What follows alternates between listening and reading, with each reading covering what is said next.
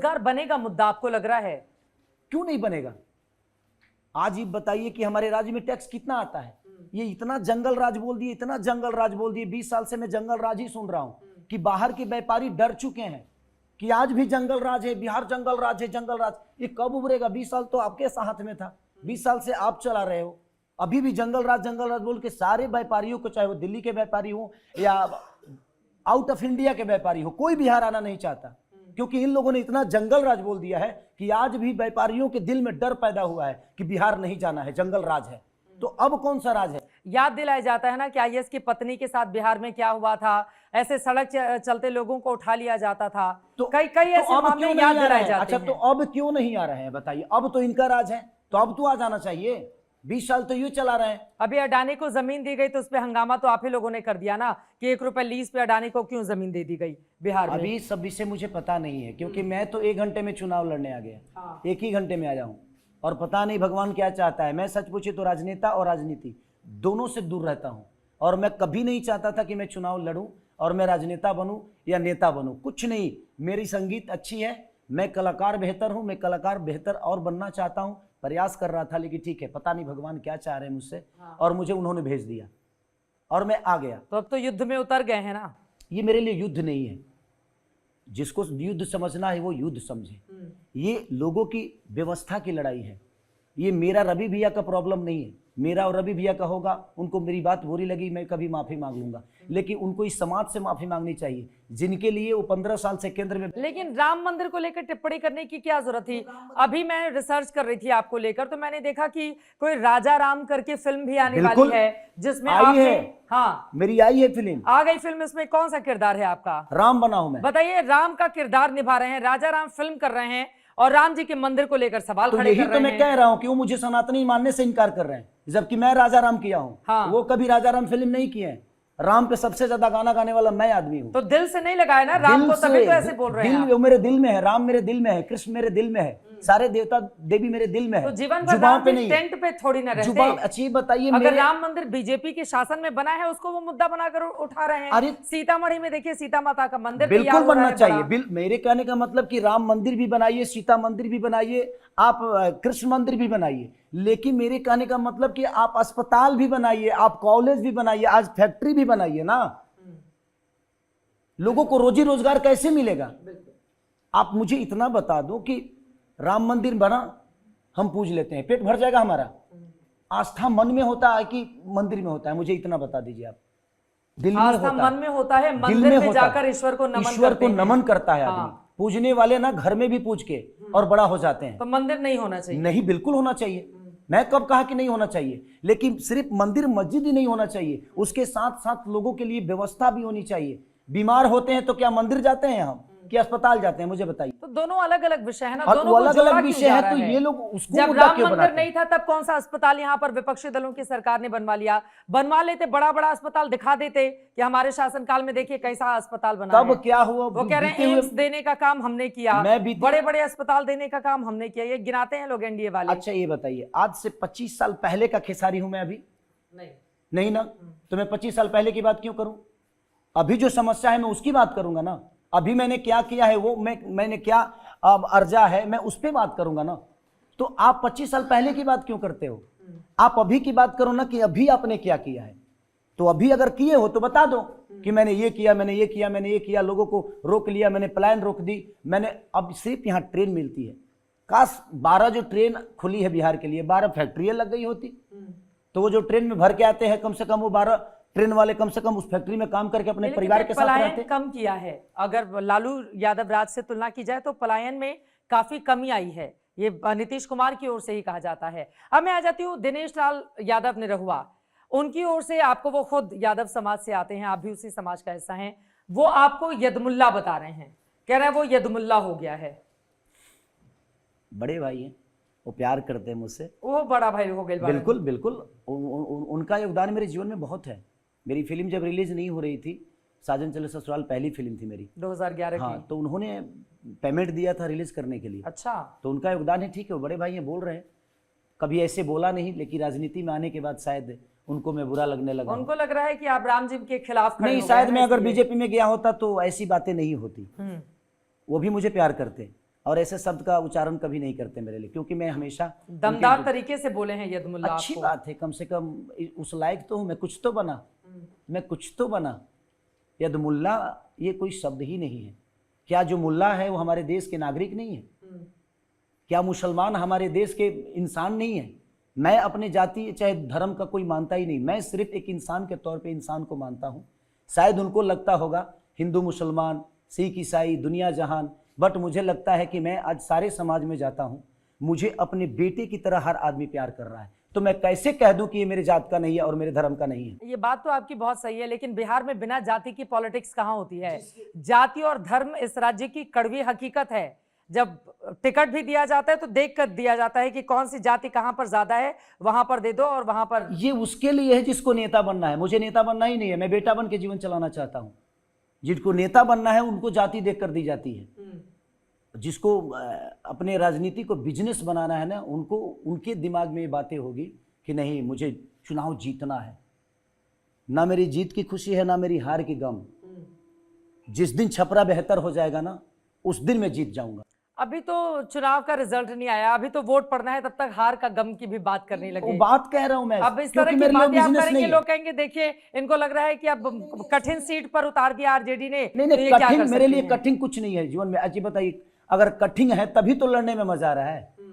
मजा आ रहा है यहाँ पे। बिल्कुल आ रहा है। और मेरे लिए कठिन अब नहीं रहा है, क्योंकि मैं हर समाज में गया हूं और हर समाज के लोगों से मिला हूं, और हर समाज के लोगों ने खेसारी लाल यादव की उस परिवार ने मेरी आरती उतारी है, तो वो और मुझे आशीर्वाद दिया। देखने आ रहे हैं ना, जो सुपरस्टार है भोजपुरी समाज का, उसको देखने आ रहे हैं। आपको नेता के तौर पर भी स्वीकार कर रही है जनता क्या? अब वो करेगी कि नहीं करेगी वो उसका विषय है। मैं अपने चीज को ना ऐसे में नेताओं की तरह नहीं बोल सकता कि है डंका के चोट पे ये हो रहा है। नहीं, ये जनता का विषय है। उनको लगता है कि उसका बेटा उसके लिए सही करेगा तो मेरे लिए वोट करेंगे, नहीं लगेगा तो नहीं करेंगे। इसमें दुख की कौन सी बात है? खेसारी लाल को उन्होंने स्टार बनाया, उन्होंने ही बनाया ना, कि मेरे पापा ने मुझे सुनकर स्टार बनाया, नहीं ना। तो मेरे को जब सुन के एक गरीब के बच्चे को इतना बड़ा वो कर सकते हैं, तो क्या वो मेरे लिए वोट नहीं कर सकते? वो करेंगे। वो 14 के बाद सबको पता चलेगा जो किसको कितना। मैं सच पूछे तो अंतर के लिए अभी मेहनत कर रहा हूँ, कितना अंतर हो, जीत के अंतर के लिए, अंतर के लिए खेसारी मेहनत कर, हाँ खेसारी अंतर के लिए मेहनत कर। तो नेता बनला नामांकन के एक दिन पहले, हाँ ठीक है, वो मतलब उससे क्या कहते हैं एक्सीडेंटल नेता बन गए आप, कि पत्नी को टिकट मिला, पत्नी को सिंबल मिला, पता चला उनका वोटर आईडी नहीं था यहाँ पर। क्या कह के तेजस्वी यादव ने आपको तैयार किया? उन्होंने कहा कि अब इससे बैक नहीं हो सकते, क्योंकि टिकट मिल चुका था और दुनिया को पता चल चुकी थी, इससे बैक नहीं हो सकते। और मैं एक दिन पूरे रात ना खाना खाया हूँ ना सोया हूँ। क्यों? क्योंकि मैं हमेशा से चाहता था कि मैं एज ए बेहतर कलाकार बन के रहूं, और मैं जिंदगी में बहुत खुश था। आप बेहतर कलाकार तो हैं ही ना, उसमें किसी को कोई दुविधा तो नहीं मैं चाहिए। लेकिन अब अचानक से वही मैं कहा ना कि मुझे भगवान भेजा है यहाँ लड़ने के लिए, कोई नहीं भेजा है मुझे भगवान भेजा है कि तू जा लड़। क्योंकि मैं हमेशा से जिसका विरोध करता था वही चीज मुझे करना पड़ रहा है। बट ठीक है, शायद भगवान कुछ अलग चाहता है। घर में झगड़ा हुआ कि नहीं हुआ? उन्होंने पूछा नहीं आपकी पत्नी ने कि वोटर लिस्ट में मेरा नाम क्यों नहीं डलवाए? उस जानबूझ के तो नहीं ऐसा कर दिया नहीं कि था कि सारी चले नेता बनने और हमारा नाम हटवा दो? सच पूछिए तो मेरा बर्थडे तक याद नहीं है मुझे, क्योंकि पहले के लोग तो बर्थडे भी, क्योंकि वो औकात नहीं थी, हमारी क्षमता नहीं थी। ऐसा हम सोचे भी नहीं थे कि शायद खेसारी लाल यादव कभी छपरा के नेतृत्व करने आएंगे। क्योंकि जिस छपरा में मैं जब 2002-03 में आया था परीक्षा देने के लिए, तो मुझे कुत्ता तक नहीं जानता था। और आज उसी छपरा में जब मैं नॉमिनेशन करने के लिए आया था तो पूरी छपरा थम गई थी, रोड दिख नहीं रहा था, सिर्फ वो आशीर्वाद और लोगों का प्यार और स्नेह दिख रहा था। तो मैं सोचा ही नहीं था कि कभी वोटर लिस्ट में नाम हो या ना हो, आएगा ये बारी कि नहीं आएगा, क्या होगा क्या नहीं। लेकिन अचानक से चीजें बढ़ गई और कभी इस पे ध्यान गया नहीं, और कभी चुनाव लड़ना था नहीं। घर में क्या हुआ जब टिकट इधर का उधर सरक गया तो क्या हुआ घर में? एक्चुअली 3 बजे तो मैं खुद ही उन्हीं के हाथ से टिकट, उन्हीं के हाथ में टिकट मिला। लेकिन अचानक से अगले दिन पता चला जब उनका वोटर लिस्ट में नाम नहीं होगा। क्या बोली? उन्होंने बोला कि कोई बात नहीं, आप आधा अंक के मालिक हैं, हम आपके आधा अंक के मालिक हैं, आधा आप आधा हम हैं, हम दोनों मिलते हैं तो पूरा होता है। तो एक काम करते हैं, हम दोनों मिलकर इसको पूरा करते हैं। एक जिम्मेदारी मिली है, दोनों मियाँ बीवी उठाते हैं इसको और बेहतर बनाते हैं छपरा को। अब जरा मैं आ जाती हूँ सुपरस्टार खेसारी। अभी तो आपसे बात हो रही थी नेताजी को लेकर, आप नेता बन गए हैं तो कठिन सवालों का सामना भी आपको करना, लेकिन बड़े अच्छे से आपने जवाब दिया भाई। बहुत कम ऐसे कलाकार मिलते हैं जो इतने सदे हुए शब्दों में इतना अच्छा बोल ले जाते हैं। अब जरा थोड़ी एक्टिंग की बात हो जाए तो हमारे दर्शकों के लिए क्या है, आप इतना अच्छा गाना गाते हैं तो क्या सुनाएंगे हमारे दर्शकों को आप? उनकी ओर से भी डिमांड की जा रही है कि बिना कुछ सुने इनको छोड़िएगा मत। अभी किसी भी इंटरव्यू में मैंने अपने संगीत को दूर ही रखा है। हाँ। इसलिए संगीत अलग हो गया, ये अलग है। कैसे अलग कर सकते हैं दोनों चीजों को? शरीर यही करता है। मैं अभी 14 तारीख तक हाँ। ना कहीं गा रहा हूँ और ना ही किसी को इंटरटेन कर रहा हूँ। अभी जो विषय है ना उस विषय से मैं किसी को भटकाना चाहता हूँ और ना ही मैं भटकना चाहता हूँ। मैं चाहता हूँ कि जो गोल मिला है मुझे, जो छपरा का विश्वास मेरे पे आया है, उस विश्वास के साथ मैं उसको विश्वास में ही रखूँ और उस विश्वास को जितना जल्दी हो सके पूरा करूँ। बीजेपी को कैसे हराइएगा, इतनी मजबूत पार्टी है? मुझे बीजेपी को थोड़ी हराना है, मैं किसी को हराने थोड़ी आया हूँ, मैं तो जीतने आया हूँ। हराने के लिए कोई थोड़ी लड़ता है, मुझे जीतना है, ये मेरा विषय है। आप जीतेंगे तो बीजेपी तभी हारेगी। तो मैं वही तो कह रहा हूँ। लेकिन आपको इतनी कठिन सीट दी है, आपको एहसास है ना इस बात का? मैं क्या बोला कि मैं किसी को हराने नहीं आया, मैं जीतने आया हूँ। अब उसमें कोई हारता है ये उसका विषय है, बट मुझे जीतना है और ये लोगों का विश्वास मुझे जिताएगा, लोगों का प्यार जिताएगा, क्योंकि मुझे पता है कि मैं कहाँ से कैसे आया हूँ और इस पूरी दुनिया को पता है कि मैं कहाँ से कैसे आया हूँ। इसलिए मुझे पता है कि मुझे जीतना है। इसके लिए चाहे जो हो जाए। मैं जब रोड पे उतरता हूँ तो मेरी उंगली टूट गई एक, आज कानी उंगली टूट गई मेरी, दर्द भी हो रहा है। और जब हाथ मिलाते हैं बच्चे तो ममोड़ देते हैं, बट मुझे खुशी मिलती है कि यार मैं कुछ तो हूँ, बस बेहतर इंसान बनना चाहता हूँ और उसी के लिए आया हूँ कि काश मैं बेहतर इंसान बन जाऊँ और ये समाज सेवा करके ही हो सकता है। मैं अपने परिवार के लिए बेहतर हूँ, ये मेरा परिवार जानता है, बट मुझे लगता है कि सिर्फ परिवार ही नहीं, अब मेरा परिवार पूरा छपरा सदर है। मैं चाहता हूँ कि इस पूरे परिवार को बेहतर कितना कर सकता हूँ, उस पर काम कर रहा हूँ। ठीक है, एक आखिरी सवाल। इतनी अच्छी अच्छी बातें तो आपने कर ली हैं, लेकिन चुनाव अच्छी बातों के लिए नहीं बल्कि बहुत कांटों भरा रास्ता होता है जिससे गुजर के आगे की तरफ बढ़ना पड़ता है। आपने मुद्दे भी गिनाए कि यहाँ का रोजगार बड़ा मुद्दा है और पानी जो भर जाता है उन समस्याओं का सामना, लेकिन फिर भाई जब डबल इंजन की सरकार काम करती है, नीतीश कुमार सुशासन बाबू के तौर पर जिनकी यहाँ पर छवि है, 10-10 हजार रुपए महिलाओं के खाते में जा चुके हैं और महिला वोटर नीतीश कुमार को अब तक जिताती रही हैं, तो महिलाओं को रिझाने के लिए क्या है आपके खाते में? 10,000 से उनका परिवार नहीं चल सकता ना। 10,000 से हो सकता है महीना दिन चला ले, बट उनके पास अगर रोजी रोजगार होगी ना तो मुझे लगता है कि हर महीने 10,000 रुपये उनको आ जाएगा। तो हम उस पर काम कर रहे हैं, हम एक बार 10,000 पे काम नहीं कर रहे हैं। हम चाहते हैं कि हर महीना 10,000 रुपया उनके घर पे आए और शायद उनके बच्चे बेहतर भविष्य की तरफ जाए और बेहतर स्कूल की तरफ, बेहतर शिक्षा की तरफ, बेहतर प्रवेश की तरफ जाए। हम उस पर काम कर रहे हैं, हम एक बार के 10,000 पे काम नहीं कर रहे हैं, हर महीने 10,000 मिले, हम उस पर काम कर रहे हैं। ठीक है, रवि किशन अपना जब चुनाव 2014 में लड़े थे वो हारे, जौनपुर से कांग्रेस के टिकट पर उस समय लड़ा था। मनोज तिवारी समाजवादी पार्टी के टिकट पर लड़े, गोरखपुर से पहली बार वो चुनाव हारे। तो ऐसे ऐसे भोजपुरी कलाकार जब पहली बार मैदान में उतरे तो ज्यादातर लोगों का रिकॉर्ड हारने का ही रहा है। मैं पहला जब सिनेमा किया था तो सिल्वर जुबली हुआ था। ये सारे लोग पहला सिनेमा फ्लॉप दिए, लेकिन मैं जब पहला सिनेमा किया था तो सिल्वर जुबली हुआ था। मेरी जिंदगी का हर वो पहला काम हमेशा एक्सीलेंट होता है, क्योंकि मैं शिद्दत से करता हूँ उसको। मैं किसी भी चीज़ को छोड़ता नहीं, क्योंकि कोई भी काम मेरे लिए मुश्किल ही होता है, इसीलिए शिद्दत से करता हूँ उसको। मेरे लिए आसान कुछ भी नहीं है, मैं किसी भी चीज़ को आसान नहीं समझता, चाहे वो मेरे रिश्ते हो, चाहे वो मेरा काम हो। ठीक है, अब तेजस्वी जी के लिए कुछ सुनाइएगा कि उनके लिए भी कहेंगे कि नहीं बाद में? नहीं कि तेजस्वी के बिना सुधार न होई, हो सुधार न होई, ए भाई लालू बिना चालू ही बिहार न होई। एक और मुद्दा, हमारे यहाँ जिस धरती पे हम लोग इंटरव्यू कर रहे हैं, यहाँ पे बालू की बहुत बड़ी समस्या, मैंने यहाँ के बहुत बिजनेस होता था बालू का।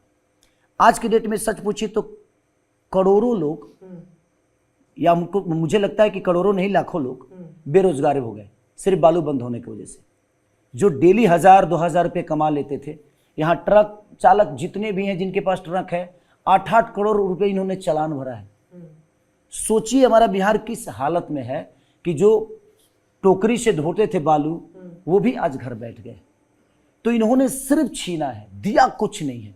मैं यही चाहता हूं ना कि सिर्फ अब ये लोग रोजगार पे बात करें, अब शायद हर आदमी अब रोजगार पे बात करेगा। एक चीज और है, आपने जंगल राज को कहीं डिफाइन करते हुए ये कहा था, आपने कहा था कि लालू यादव का जंगल राज कम से कम अच्छा तो था, और उसमें आप और भी तमाम बातें जोड़ ले जाते हैं। तो ऐसा क्यों कहा आपने? उनके जंगल राज को आपने बेहतर क्यों बताया? वो स्क्रीनशॉट मैंने, हाँ, इसमें लालू का जंगल राज अच्छा था, अपहरण फिरौती होती थी, लेकिन पैसा देके इंसान बच जाता था। ये बड़ा वायरल हो रहा है आपका डायलॉग। मेरे कहने का मतलब जिंदगी बचती तो थी भाई, ठीक है। उस परिवेश का क्या समस्या था वो मेरे बुजुर्गों ने देखा होगा, हमने बहुत कम देखा है क्योंकि हमारी उम्र कम थी, तो हमने बहुत कम देखा है। तो कम से कम फिरौती से इंसान जान तो बचा लेता था, लेकिन आज तो मार दिया जाता है। वो अब पैसा कहाँ से ले आएगा इंसान अपनी जिंदगी को बचाने के लिए? अरे तो आज तो मार दिया जाता है, अब जिंदगी नहीं रहेगी तो बचेगा कहाँ? आप मुझे बता दीजिए। तो जंगल राज मुद्दा नहीं है? जंगल राज मुद्दा नहीं है, जंगल राज मुद्दा बनाया जाता है हर चुनाव में। तो जीत भी जाते हैं उधर वाले जंगल राज मुद्दा यही बनाकर। बोल रहे हैं सबसे कि भाई जंगल राज छोड़ो, आपने क्या किया है वो दुनिया को बताओ ना।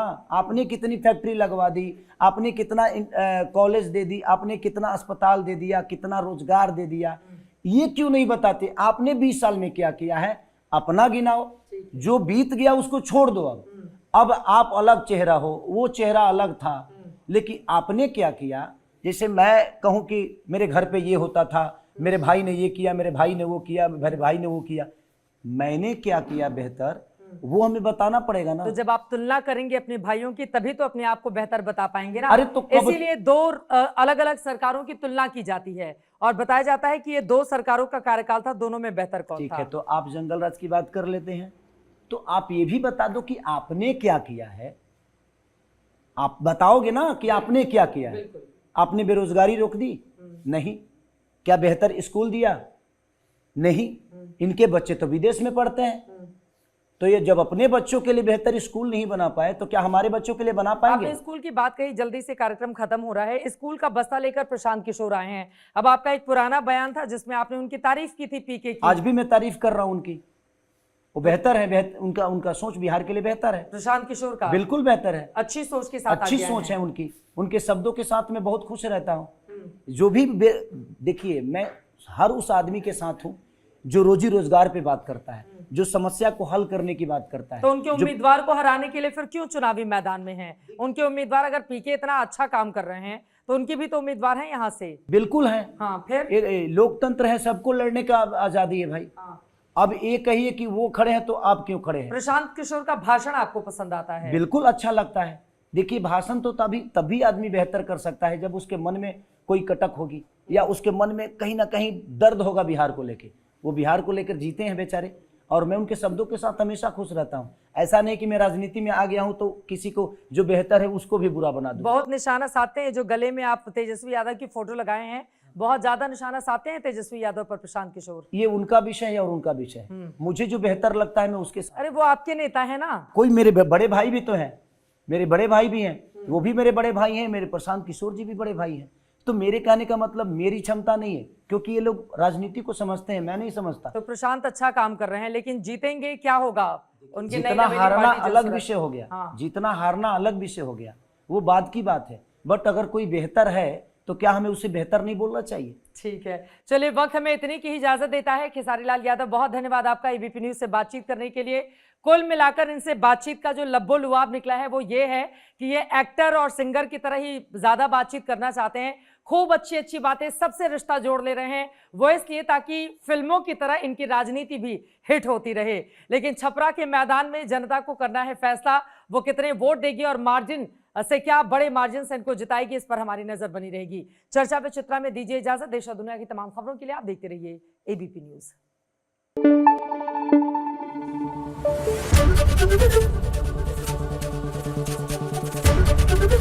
एबीपी न्यूज आपको रखे आगे।